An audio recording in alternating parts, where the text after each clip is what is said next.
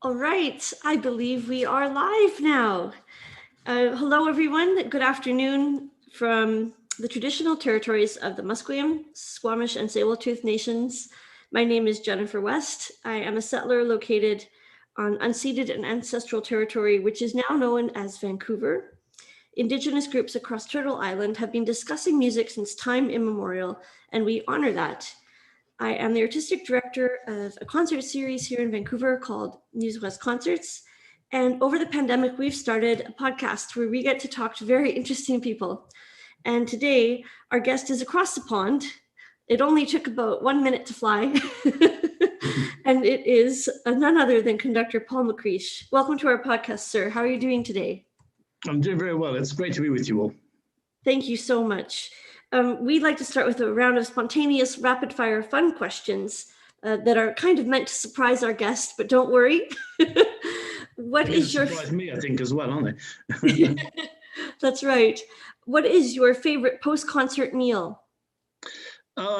Spanish chuletón, really good steak. It's not going to appeal to the vegetarians, but really good Spanish meat and some really fantastic home-cooked fries in olive oil and pimientos de padrón, all this sort of good Spanish stuff. That sounds amazing. And you are actually the fourth musician that answered steak. I think sometimes after a concert, you're often very tired, partly and very hungry, because often I don't really fancy eating before a concert, especially if it's a long performance. So it's good to, if you've got a restaurant that opens late and the food's good, I'll eat late. That's great. You have to answer the first word that comes to your mind. Mozart or Beethoven? Mozart, probably. Mozart, okay. And actually, most people have answered Beethoven to that one, so it's good to have someone else in the Mozart club. Well, it's a little bit like asking which child would you throw overboard if you're about to drown? How can one imagine life without both of them? But probably Mozart if I really had to choose. That's right. Here's another one: Corelli or Vivaldi? Oh God, Corelli any day. I could live without Vivaldi. That's a wonderful answer. So we're so happy to have you with us today. And you're very known for your period performances, although that's not all that you do, and we'll talk about that later. And so one aspect of your work has been period performance, historical, Baroque, and Renaissance performance. How do you define period performance? Yeah, interesting question. I think it's nothing to do with authenticity. That's a word I particularly hate. Part of it is sheer pragmatism, that I don't actually believe the development of music is Darwinian. I think a Baroque oboe is the perfect instrument for Baroque music, and a French l'oreille oboe is the perfect instrument for a lot of early 20th century music. So some of it is just pragmatic. But I think it's also what I like about the period instrument approach is that we're a rather unusual society because we are actually playing sort of 400 or 500 years of music, which is pretty unusual in the history of music when you think about it. Of course, there were societies for old music in the old periods, but generally speaking, people played contemporary music. So I think the great thing about the period instrument movement is it enables us to sort of frame each period of music in a very specific way, music. And I think that makes it more of its time. And I think also, for me, I'm always absolutely fascinated to sort of try and get under the skin of the composer, trying to get under the skin of the society for which music was written. And that often, to me, is a very interesting process. Now, I want to go based on that because a lot of our young music students that do tune into interviews, we have a couple of piano studios that are regular subscribers to our YouTube and come to our concerts. And some of these students, they're beginning ABRSM level 5, level 6, where a knowledge of the music of that time and the societal background is actually very important. So if you were speaking to a young group of musicians who were learning Baroque music, what would you tell them was important to know about society then? Well, let's start off just with the musical issues. Some of this is what I call grammatical accuracy. If you're going to play Bach, you have to know how a trill works. If you're going to play Rameau, you have to know how ornaments work. So you can't just assume that because your piano teacher is a fantastic Rachmaninoff specialist, that you're going to know how to actually play Baroque music. And I think there is a certain rule book, if you like, for music of all periods, and that would include romantic music and the use of rubato and the type of fingering or the type of pedaling that might be appropriate about piano play. So again, it's a question of trying to sort of, first of all, understand how the music relates, how the score represents the performance, which is a big issue because generally speaking, the earlier the music, the more the score on paper has less information. That doesn't mean anything goes. And I think that's why you have to start looking around the music, because there are lots of things that will tell you how the music might have sounded. And that obviously includes the most obvious things like treatises. It includes the way music is notated, the differences between musical notation across, say, Europe, the way that musical notation changes even in the same pieces over. So yeah, there's a lot of information there, but you have to be much more detective. And I think that's a really important thing. And again, I don't have a philosophical problem with people playing Bach on the piano. You can make a fantastic performance of Bach on the piano. And I have no objection to people playing the Alto Fugue on a quartet or saxophone. I think it's very possible to reinvent music and to use different instruments and to play it in a different way. But I think if you don't perhaps know where the original is and what it is you're adding to the mix or what it is you're changing, I think often you're doomed to some sort of failure if it's just a sort of vague, instinctive or sort of rather sort of dull repetition of something you might have heard somewhere else. So I guess actually say one more thing. I mean, I think it's that constant argument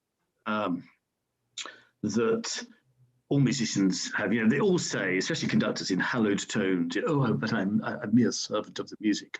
To which the music lover says, "Well, why does it sound so bloody different then?" There's a big process there that we have to go through. And I think there is no one truth, but I think the search for a truth is very important. I know that I have become very fascinated with period performance in the last 5 years, really enjoying. Shout out to our friends at Early Music Vancouver who have spectacular concerts. And I do enjoy the sound of it. And I'm very interested in your answer about that. So thank you so much. What was your instrumental background, or were you a vocalist? Strangely enough, I was a cellist by training. And I did play, probably until I guess sort of 30, 35 or something. And it's ironic because I think I've made about 60 recordings and there's not yet one recording that doesn't feature a singer, which is strange. So it's been quite useful for me as a musician. I'm quite comfortable if I'm the symphony orchestra talking about bowings or what have you. My background as a string player. Mm-hmm. I'm reasonably confident, even though I've never been a professional singer. I know the basics of vocal technique. I'm an experienced choir trainer. So I think there's always that. I think it's a conductor's job, actually, to know as much as you possibly can of the basics of every single instrument or the voices. And I think we've all sat there and seen brilliant orchestral conductors that cannot give an upbeat that a choir can breathe with. And equally well, we've seen choral directors who are, terribly good at consonants and vocal balance and precision and all these things that English people do terribly well, but can't give an upbeat which an orchestra can vaguely play on. So I think it's important that one tries to get a sort of collective understanding of the basics of all the instruments of the orchestra. Of course, you're never going to be a specialist like it will be, or I can't play the violin, or I'm not an oboist, but I hope I know enough to be able to help them to do their job at a high level. Mm-hmm. And what got you interested in period performance? I guess it's just my age, really, because I went to university in '78. Do the sums. I've just hit a big birthday, and at that time, it was the sort of beginning of not the period instrument music movement itself, but it was the beginning of its commercial success.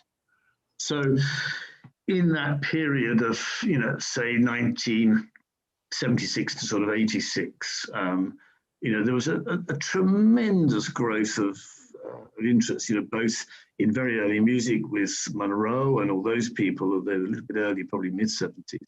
But then, Christopher Hogwood's famous recording Messiah, which I think came out in maybe 79 or something like that, was I think my second year at university.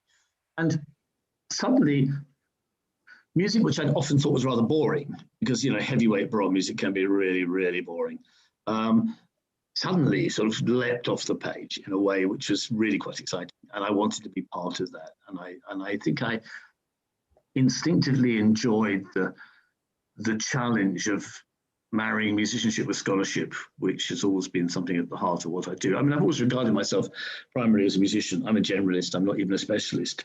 I'm just slightly better read than most of the specialists. But it's important for me. We mentioned this earlier, to sort of get that mixture of brain and emotional content.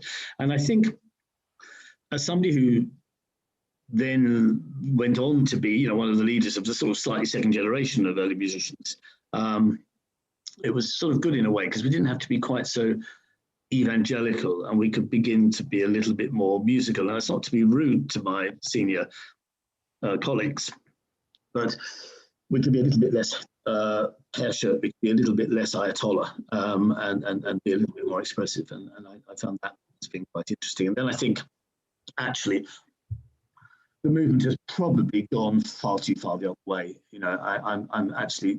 I'm bored of most early music at the moment, actually, because, to be really honest, I find, with a few exceptions, so many of the practitioners don't really take the scholarship seriously. It's a bit anything goes. It's all this sort of constant need for novelty, which is singers singing ever higher, ornaments being ever more outrageous, godforsaken percussion everywhere, recorders, violin lines, all these sort of continual practice. There are certain sort of, as in the Gilbert and Sullivan opera, I've got a little list, except it's quite a long list. Things that are not. I think a great musician can take all the scholarly information and make something of it, and then become a very expressive musician. I think often early music now has become a catalogue of cheap effects, and I think it's a pity. That is a pity, and it's interesting to see young people. Maybe we'll say young is musicians under the age of 40. We'll put a random number out there. That's young for me. We have an increased number of younger generation of musicians actually very interested in period performance. A lot of major conservatories have a program. People are going to listen to this on audio, but I'm doing the two bunny ear quotes. A program for scholarship like that. And I guess what I've always appreciated about your recordings is I can hear the blend of scholarship and emotion. And I think that is not easily achieved. And it's something that I love teaching music history to my upper level piano students. It's actually my favorite thing to do, because finally we get to dig into this scholarly aspect of what's the context of this music. So I definitely agree with you. Because it's not actually, I mean, yes, the process may be scholarly in that it involves reading, it involves research, it involves sort of crudely thinking. But actually, shouldn't that be part of good teaching, as you said, and shouldn't it be part of good music making? The idea that, so, when I was at Manchester University, we had the Lindsay String Quartet as quartet in residence, and the leader of the Lindsay String Quartet, who's a wonderful musician called Peter Cropper, sadly no longer with us, died really quite young, about my age, about 60 odd. And he was an extraordinary person. I mean, the way he played Haydn was not to my taste, but he could tell you more about history of classical violin playing and could play classical violin. He knew all about it, and he decided to move away from it. And I found that process was really interesting. He wasn't somebody who just did it that way because he felt he needed to research, think about it, and then create his own way. And I think I've done the same. I mean, the other thing to remember is that it was never written on stone that I would ever be a professional conductor. When I was at university, I had no idea really what being a professional conductor meant. And it was very good for me to be involved in early music, because really for the first 10 years of my life, I was very much a sort of chamber musician, working with a lot of musicians, some of whom I still work with. And we all learned together. We weren't able to go to music college and study early music. So there was a sort of hunger there. And because we believed in it and because we loved it, we wanted to do it. Nowadays, don't get me wrong, with a wonderful young musician, one of the great joys of my life is working with young musicians. But there are certain musicians that feel the real hunger to get into this way of music making. And there are some for whom it's just part of their portfolio career. And they can play a baroque violin perfectly nicely, thank you. But it's not something which particularly interests them. And I think that sort of shows. And certainly with Gabrielli's, even to this day, it is the center of people who are really very serious. You know, we have people in the group who are absolutely fantastic musicologists as well as performers. We have people who, you know, Ollie Webb, our principal second violinist, who is, you know, one of the leading authentic string makers. You know, we really go that serious. You know, we talk about, he's somebody who does a tremendous amount of research on not just playing a sort of omni baroque violin, but on string tensions, all those really very sort of high level work, which most baroque orchestras don't really bother with. They're sort of semi-baroque, semi-modern orchestras. You know, we're working again, trying to lead the way, working on real baroque trumpets. Most of the baroque trumpets that we love and hear on all those famous recordings, including some amazing playing by some fantastic British trumpet players, some of whom are, I hope, still friends. But this is not a baroque instrument. It's an instrument developed in the 1960s and 1970s with finger holes. It's a half baroque trumpet, half recorder. And perhaps too late in my life, I've started working with Jean-François Madeuf, the fantastic French virtuoso, who is one of the few players who plays a real baroque, only with lip pleasure and no fingering. And once you go down that road, you realize there's so much to learn. Or looking back, you know, vocally, you know, we were the first group to perform Matthew Passion with solo voices. You know, this is a landmark statement recording, building on the fantastic work of Drew Parrott and Joshua Rifkin.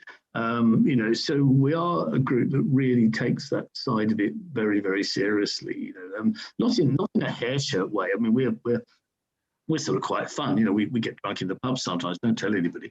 Yeah, but it is a place where people are quite serious. It's not all about the maestro. You know, or certainly, particularly when we do Bach or earlier stuff, where it's very much ensemble music. My role is as a facilitator, interpreter to some degree, to establish the temperature of the performance, the historical musical parameters, but it's not to over dominate.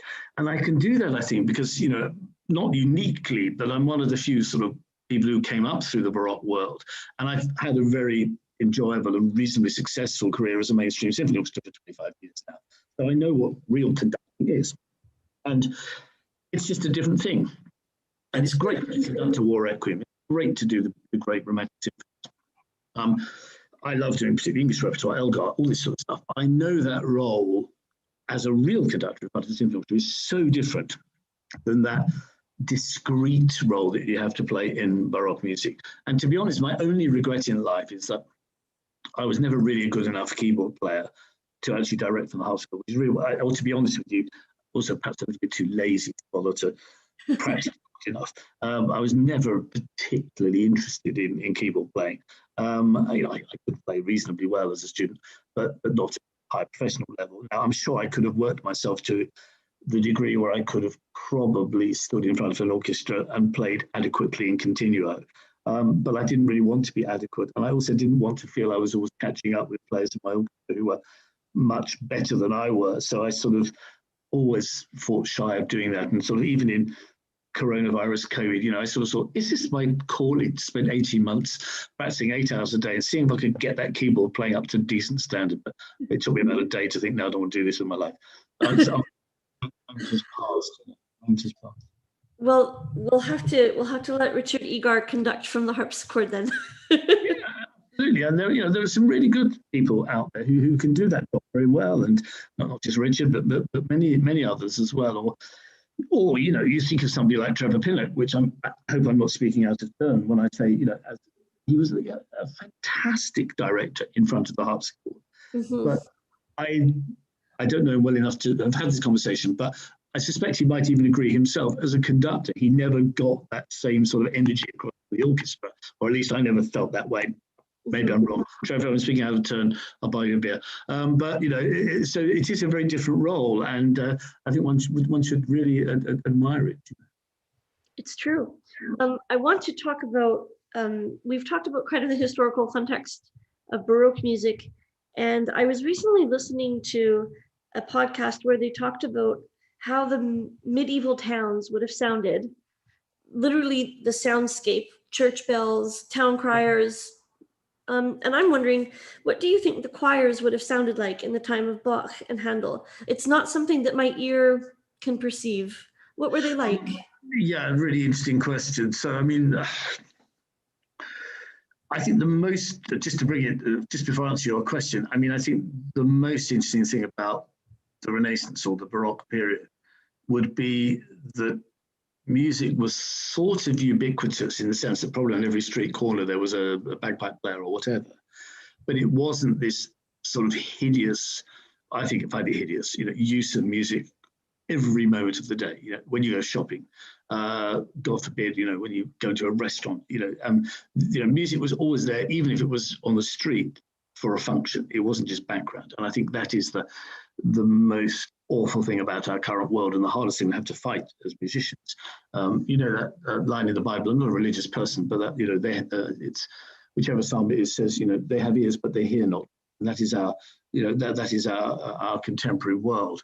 So what does the choir sound like? Well, we know everything, we know nothing. Love it. Firstly, let's think about Bach. Firstly, he didn't have choirs.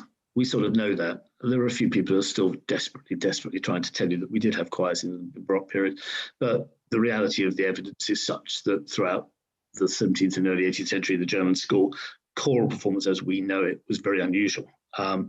So for Bach, a choir would have been 4 solo voices and occasionally 4 solo voices plus 4 ripieno singers. And that really is part of the tradition, which starts way back with Pretorius and Schütz and goes through to the Bechmann and Strunk and all those great.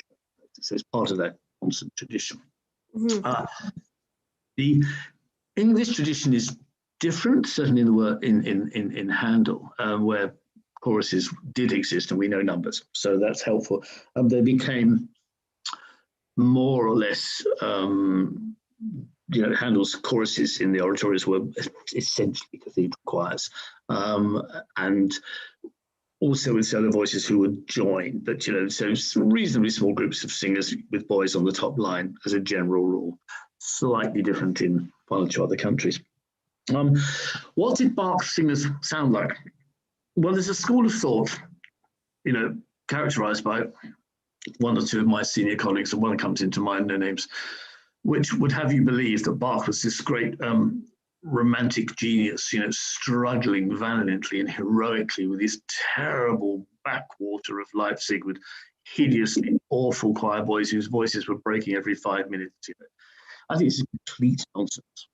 I think Bach's ensemble would have been an extraordinarily virtuosic group.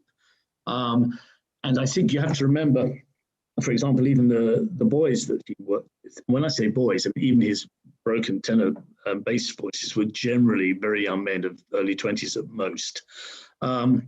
They were largely university students. The boys had the advantage of studying and singing from a very young age and having singing in the choir loft with a great composer and a great trainer every day of the week. Their voices generally broke much, much later, 16, 17, 18, not being unusual.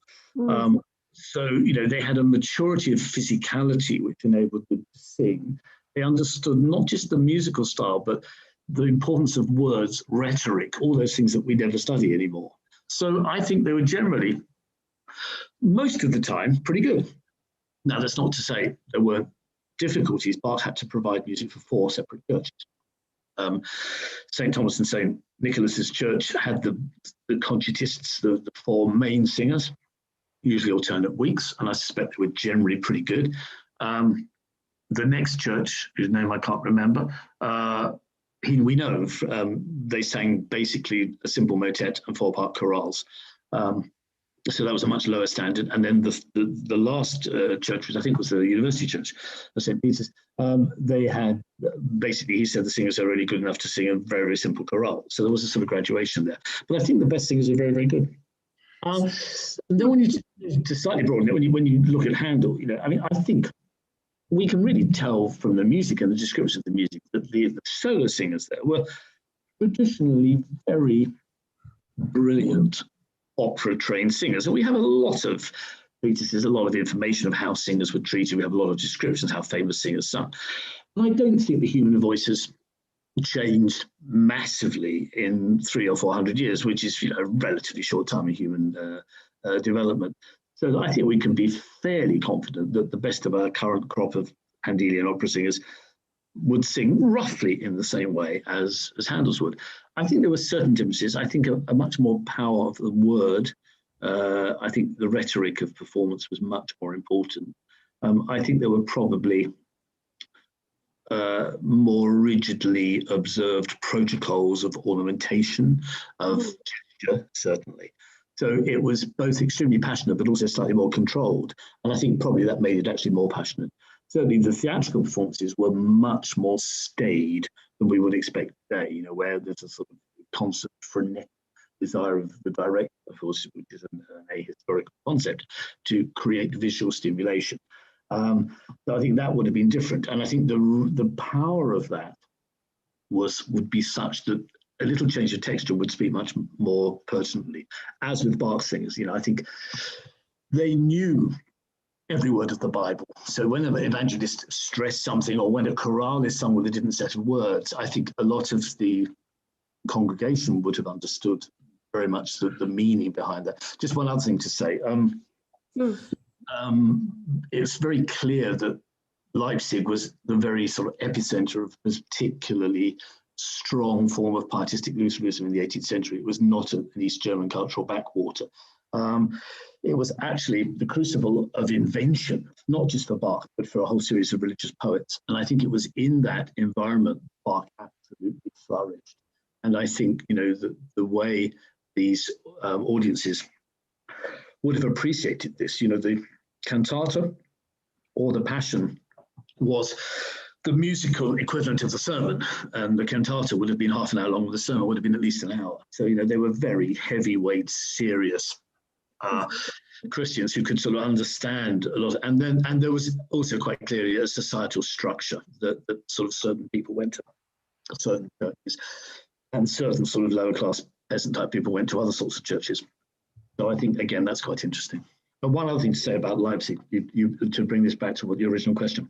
For example, on Good Friday, when they did the Great Passions, and they were called the Great Passions even in those days, the whole of the city was locked down for the 3 hours of the service. The gates of the city were closed, you know, and this idea of a communal sense of worship, it wasn't something that you just went to. It was just, it was the absolute center. So the whole of the society was to some degree connected with the sort of the ritual of religious worship through the year. And I find that quite fascinating as well.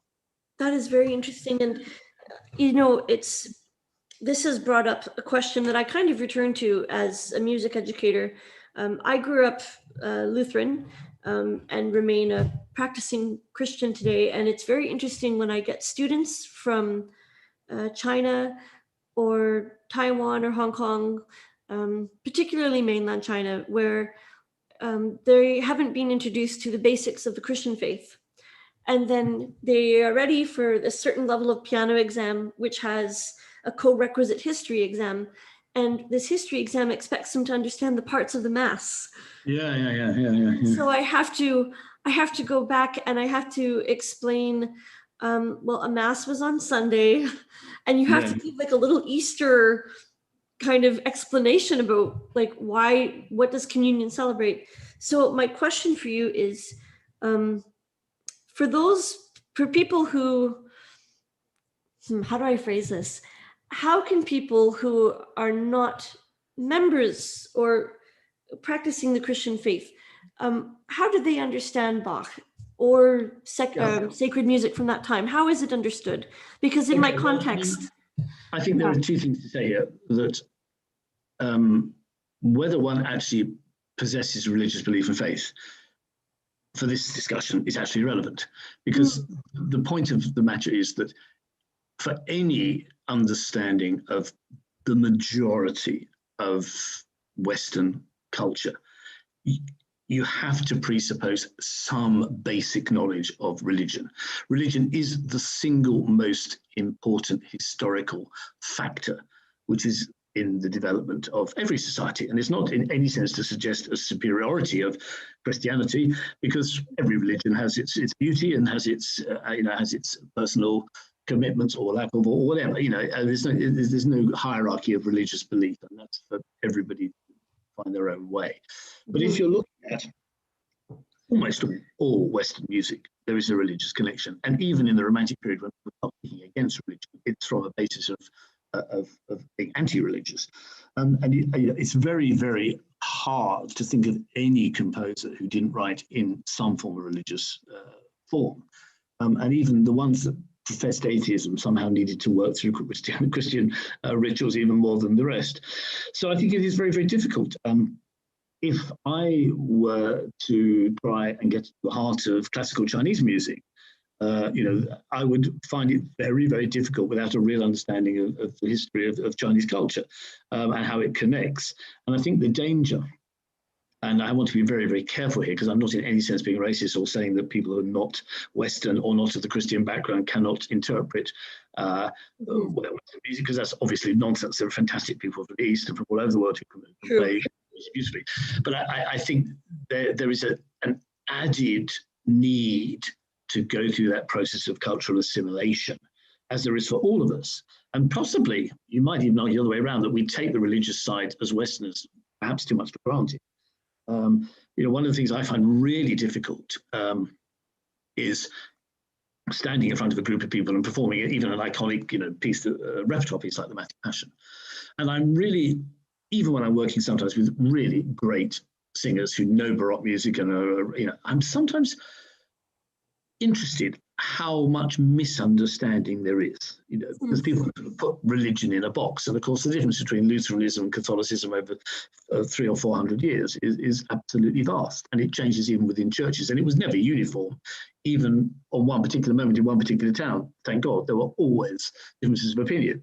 And the way these pieces engage with that, of course, is really, really interesting. And even I'm looking at the moment of the Damnation of Faust, which is extraordinary. So in some ways, it's the ultimate religious piece and the ultimate anti-religious piece. And of course, where would Goethe be without the need to work in that romantic way within the Christian idea? Even if there are certain things which would get the priest to disapprove. Absolutely. So I'm thinking particularly of he was despised from the Messiah, and I guess it was very interesting. I'm not sure if you saw this production. There was a group in Canada called Against the Grain Theatre that redid Messiah. They had Indigenous languages, and He Was Despised was sang in French and Arabic by a wonderful Canadian Syrian singer, and she made it about her mom and Islamophobia. And it started to make connections for me. So they changed the text, and I've never seen it be more universal. So it's very interesting to see how this music can be adapted as well for a very modern context. It's quite something. I agree. I'm both always fascinated by those sort of things and also sort of slightly irritated by them, in the sense that I sometimes feel there's a little bit of an embarrassment that we have as Western people to actually own our own culture. Yes. And I sort of wonder whether, there, of course, is a wonderful sense of universality in the Christian message, as there is in many religions. But I just beg the question, without having seen this production, which may have been absolutely wonderful and illuminating for certain people, but I'm actually wondering whether we need to literally take it that far. Isn't this sort of sense of rejection and despisingness enough in any language within the rhetoric of the way Handel sets it? Particularly the way he uses silence. This is the textbook piece, isn't it, of musica poetica rhetorica. It's actually using the different ways of phrasing a very simple concept to underline a very strong and personal message.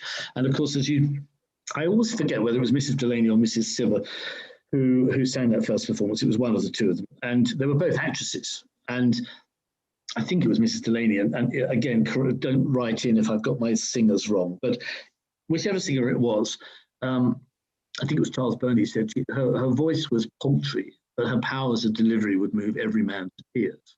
And it's very interesting, isn't it, how those that idea of the beauty of the text is more important actually than the beauty of the voice. Now, that's not something which is a modern recording world, is it? Of course, one likes it. But it does give you an idea of principles being very different in those days. That's very true. I have traveled to a few early music destinations myself, including Handel's home in London, which I believe is on Bond Street or Oxford Street. I can never remember. It's off. It's near Oxford Street, and I think it's off Bond Street, and I can't remember where it is. It's also quite interesting because Jimi Hendrix lived in the loft. You probably know that as well. It's true. And I mean, it's a fascinating place to go. I sort of quite like that it's there because it is Handel's house in London. I mean, in a sense, it's a complete pastiche because there was nothing left of the original house. So what you see gives a very good impression of an 18th century house. It's all been built in the, I guess, what, 90s or something like that. But it is very nice. Brook Street, 16 Brook Street. That's where it is, isn't it? That's right. I haven't been there for years, and it's just wonderful to have it there. Of course, there's also the fantastic Handel House in Halle as well. Yes. And I was going to ask, the other place that I've been is Basilico San Marco in Venice, which was such an amazing feeling. Are there any favorite early music destinations that you recommend to those of us who are dreaming of travel right now? Well, I mean, you can go to any great hall in Europe, and there will always be, ghosts of the past, weren't there? And obviously, working in San Marco we've done a few times, is extraordinary. Particularly when you try and use the performing spaces in the way that was done in the 16th and 17th century, which is not as it often is. But also the other great place of Venice, of course, is the Scuola Grande di San Rocco, which is this extraordinary building full of Tintoretto on literally on every surface. It's sort of both utterly amazing and sort of ridiculously over the top in a crazy Baroque way. But it's just a most wonderful building. And that, of course, is the great hall for which many of Gabrieli's great pieces were written. And we've been privileged to do one particular reconstruction of a 1608 performance there where we have fantastic descriptions. We've done that 3 or 4 times there now. So that's a fantastic place. But wonderful. Wherever you go, I mean, there are always ghosts, and it's amazing. You can still give concerts in theatres that Beethoven conducted in. We've played in Salzburg and in places that Mozart or Bieber would have conducted in music in, and these things are of course wonderful. We did Handel in the church in which Handel was baptized in Halle. These connections are there, and what I rather like about being a musician is that one is very much aware of this continuation of culture, and you're just a little speck in this sort of the sands of time in music, and maybe what I've done is enough to have a little footnote in this very small book somewhere. I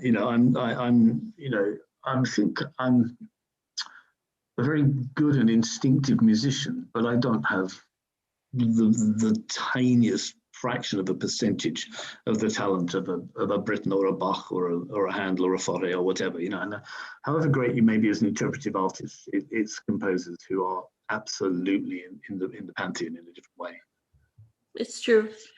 I'm going to move away from early music for a little bit. And you have also worked on Elgar's amazing Dream of Gerontius. And that piece has so many performing forces, huge choir, huge orchestra. What are the logistic challenges for rehearsing a piece like that? How does one even get organized? Well, I mean, it's interesting because I'm both responsible for some of the most sort of delicate and refined recordings that are out there, and I think particularly a lot of our choral recording, which is almost like a sort of substream or a little hobby of mine, where we've recorded part songs and some of the great cathedral repertoire with very small forces. We've done Matthew Passion, as I've said, with tiny chamber forces, but I've also made a bit of a habit of engaging with some of the really largest pieces in the repertoire: Britain's War Requiem, Gromis de Moor, Berlioz, Handel's Elijah, which we did with a choir of about 350. Wow. Which is how they did in the first performance in Birmingham in 1847. So, was it 46 or 47? I can't remember. One of the 2 years. I think it was 40. Anyhow, so how does one approach those pieces? Well, I mean, all music's chamber music. It's sort of where you start. The reason I love conducting huge forces is that you have to use your ears even more. And it's a different sort of musicianship. You have to paint with a slightly bigger picture, but don't be close. I'm also working very hard on Mahler 8 at the moment, which I've never actually conducted. And, sometimes the bigger the piece, the more subtlety you need. And the danger I feel, being a little bit critical, is a certain type of conductor who's a megalomaniac and power crazed, and there are one or two of them in the business, I suspect, somewhere, are often drawn to those pieces because they like the sheer vulgarity of the noise. And that's great. There's nothing better than hearing four brass bands come in the Promise Day More. I mean, it's just one of the most cataclysmic things in music, and it's just amazing to make it happen. Mm-hmm. But actually, in all these pieces, it's nearly always the soft moments, the delicate moments where the heart of the music is to be found. And I think my background of understanding the history of music, I never really planned to spend 15, 20 years of my life largely doing Baroque and Renaissance music and the occasional things elsewhere. And then suddenly at age 40 odd, sort of going into the whole of the mainstream and slightly leaving the Baroque world behind a bit, and now sort of coming back into it a little bit, which is nice, in my old age. So, it's that background of detail of trying to, I'm fascinated by how the orchestra works, and obviously to paint on that bigger canvas is fantastic. And then on the odd moments that you can do some of this music, I mean, we've just issued a huge recording of English coronation music where we were actually using, early 20th century instruments, and it's amazing, even in sort of 50 years, the latest piece was 53 for Queen Elizabeth's coronation, the current Queen. And even in, 60 years now, it's extraordinary how much instruments have changed, the colours that the orchestra makes, So there's so much one can do. To get back to Gerontius, it's strange. The piece completely evaded me for 20 years, 25 years. Oh, goodness. I never got it. I completely never got it. And then I went to a performance in a festival I was promoting. I wasn't conducting. I just went to the performance. And I suddenly thought, what? How could you not adore this piece? Yeah, it was a Damascene moment. I just suddenly thought, and then from there very quickly, I became really, really sort of fell in love with Elgar. And I think that's something I'd say to a lot of musicians and music lovers as well as performing musicians. You don't like a piece of music, keep listening, and then leave it 10 years and come back again. Most music is good. Yes, it is. If you don't get it, it's not your fault. But don't assume the music's bad. Assume that you need to find your own way in. I love that. I love it. I think that's really, really important. I still have one or two composers that I find really difficult. Martin, for example, don't get it. Just don't quite get it. That's one of the big holes in my life. I don't get Janáček. The operas, I get, yeah. No, I get the operas. I've never conducted them, and it's really complicated music. But I think, and we talk about Gerontius. I mean, it is absolutely one of my favourite pieces. If I were to have, another week on this earth, I would like to spend it conducting Gerontius, which would be appropriate enough. It's a universal story that people can buy into, even if they don't subscribe to the version of, quite extreme Catholicism, which it represents. But there is something about the humanity of that music which transcends in a quite extraordinary way. And it is one of those pieces I studied for 10 years before I conducted it. I probably only conducted it 6 or 7 times in my life. And it never leaves you. Every bar is there, and once you get there, it's the most extraordinary, powerful. I mean, the other two great oratorios, of course, the Apostles and the Kingdom, are much, much harder. They're harder technically, but they're also harder emotionally to connect with unless you have a real understanding of the deep philosophy and religious philosophy behind the theology behind those pieces. I don't think they will ever be popular pieces, which is a tragedy because they have some of the most outstanding music he ever wrote. I mean, the beginning of the Apostles is really one of the most poetic, that extraordinary moment with offstage oboes, which is just the whole of the world of the East just unfolds before your eyes, or the Ascension at the end, which is just the great apotheosis of belief, and so there's so many great things there. But, you have to be prepared to suspend your disbelief in Catholicism or whatever it happens to be that's preventing you getting there. Yes.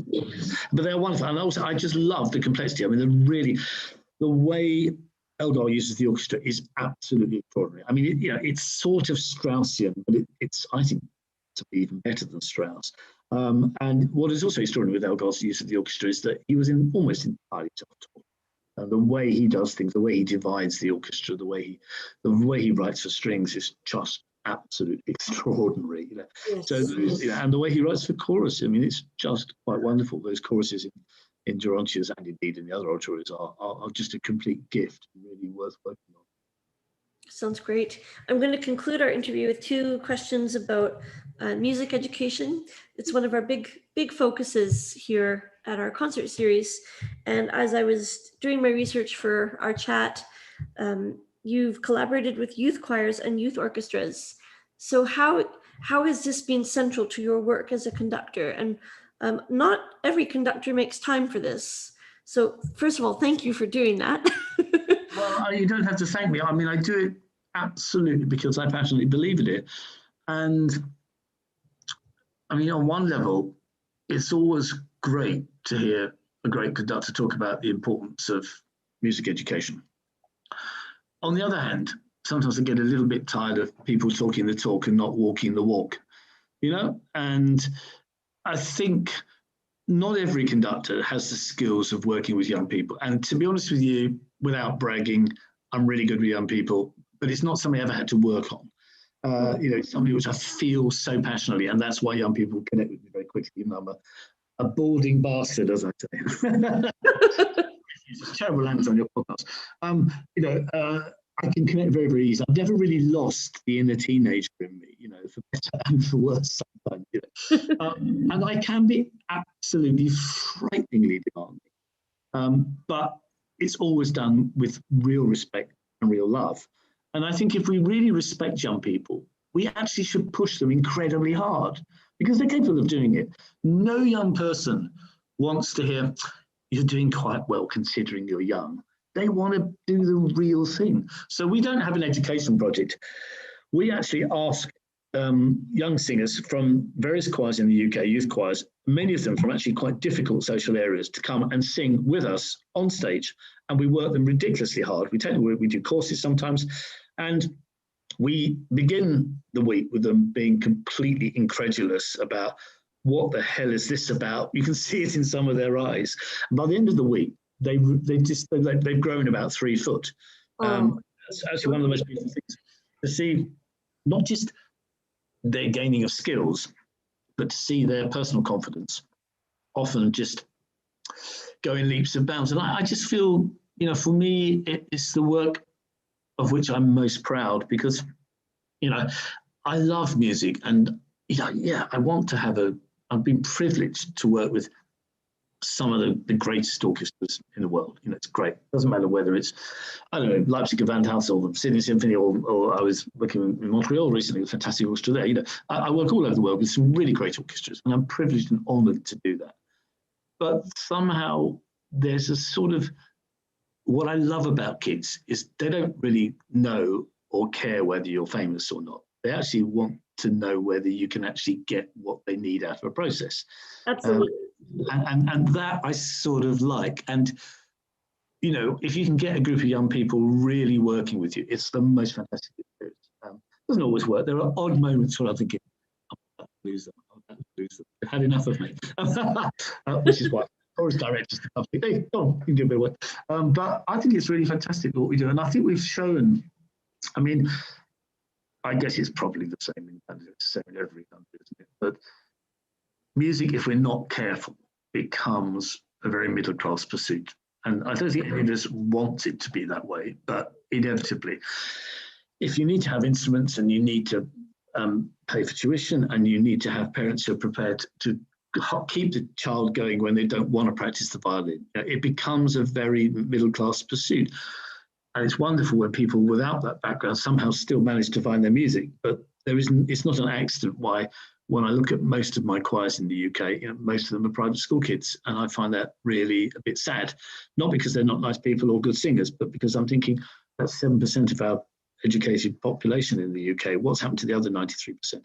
So I'm quite political. You follow me now, and we have to try a bit harder. And, I'm not Christian Thielemann or Simon Rattle, or not one of the sort of or Bernard Haitink, sadly now retired. I'm not one of the top 10 conductors in the world, but I have a certain degree of prestige and a certain degree of notoriety, and I just feel very, very passionate that I have to use that as much as I can to push as hard as I can politically for better music teaching, and also to actually support some amazing teachers out there, who are doing the most incredible work sometimes in the most difficult scenarios with kids who are really challenged. They're just giving amazing opportunities to these kids out of belief in music and the power of music and the love of these young people. And I want to support them, and I want to help give them the same sort of thing. But this, if anybody tells you that kids can't deal with classical music and they would find Elgar or Mendelssohn or Bach or Brahms difficult, they're just talking complete nonsense. They're hiding behind the fact they're not very good teachers. I'm very, very evangelical about this. If we seriously think we can educate young people and not connect them with culture in the broadest of senses, that includes great literature, great art, but it has to also include great music. It's not good enough to say we're going to do, a compositional workshop, on a little oratorio which we're going to make on saving the whale. That might be a useful process, but to actually provide kids access to the great minds that have walked the planet. Would we ever teach science without, thinking about what Darwin or Newton or Fleming did? Unfortunately, picking some English people, but you know what I mean. It would be preposterous. We do try and teach English without reference to Shakespeare. Even that's now to be challenged. We have to find ways of engaging people with great culture, and and I know that kids have they have a sixth sense for quality. If you're a good teacher, they know even when you don't quite understand everything. And they'll follow you and they'll trust you. So something I often say to one of the most wonderful things is these young adults, and they say to me sometimes, when I was young, you were going on and on about blah, blah, blah, blah, blah, whatever it was, and I didn't get it, but now I get it. And I love that idea that you sow something into a child's mind, and some of them will get it there, and some of them, and these are things also which, and I don't teach music to make great musicians. I'm not interested if they end up in the London Symphony Orchestra or they end up singing in Gabrieli. If that happens, that's great. That's lovely, marvelous. I actually want to change minds. I want people to feel that music is something which helps them get out of bed in the morning, which makes them realize that their own joys and their own darknesses as human beings have been shared by human beings throughout the centuries. That is what culture is. That is what art is. And we can express that in thousands of ways. It could be music, it could be poetry, it could be literature of any kind, or sculpture or art. But if we don't connect young people with that sense of the vitality of culture, I think we are absolutely denying them the most important tool in their lives. I couldn't say it better. We completely agree, and we try to make our concerts very affordable. And I noticed in your biography, you mentioned, or it's been mentioned in your biography, a phrase, democratizing the arts. And that just really, that jumped out at me on the screen as a wonderful phrase. And I think you've just described that, how. Well, we have to try. Yeah, I'm one person. I wish I could do more. I honestly, I want to scream, because I see this country, which at one time, was going in the right direction, going in the wrong direction. Probably not the only country in the world, we could say that. But the harder it gets, the more important this is, because we're actually bringing up a generation of people who know the cost of everything and the value of nothing. And this moral vacuum, and I mean this in the broadest of senses, is, I think, the reason why we're in such a mess politically. If we start talking about that, we'll be here till Christmas. We'll have episode 2 where we can talk about current political situations and their impact on the arts. Well, yeah, or the lack of arts and the impact on the political situation. But anyhow, that's that's one of the reasons why, certainly, having hit that big birthday earlier this year, not last year now, I'm thinking, I'm serious about this. I probably will be spending at least half my time working with other people. I'm really happy to do that. It's a great honor and privilege, and I really enjoy it. That's wonderful. thank you so much for your time today. It has been such a fantastic conversation and a real honor to meet you and to speak with you, and some truly inspiring comments about music education. And it was great to talk about Bach's choirs and the different congregations with their levels of music. And we just want to thank you again. Our guest today was Paul McCreesh. He's the artistic director of the Gabrielli Concert and Players, and his discography is just brilliant. Please find and purchase their recordings anywhere that you purchase music. And thanks again. No, great pleasure. It's very nice to talk to you, Jennifer. And if I hit the wild west of Canada, I'll be sure to drag you out, and then you can buy me the beer. That sounds wonderful. That sounds great. Thank Really you nice so to talk much. to you. Thanks everybody for listening. Bye.